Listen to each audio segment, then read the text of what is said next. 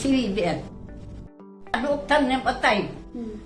એ doctor કે અમારું કામ નથી આમાં, તમે રાજકોટ ભેગા થઈ જાઓ.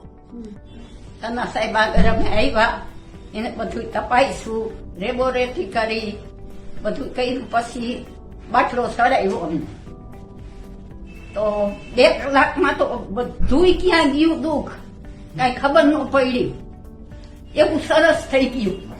2 કલાકમાં તો હું હાલવા માંડી, હાથે વહી જવા માંડી બાથરૂમમાં કે બાવણું ચાલો.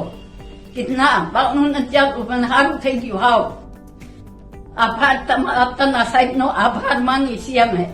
અને તમારે કોઈને બતાવવું હોય તો અહીંયા આવજો. કોઈ હૃદય નો વાંધો હોય, શ્વાસ નો વાંધો હોય, ગમે તે હોય તો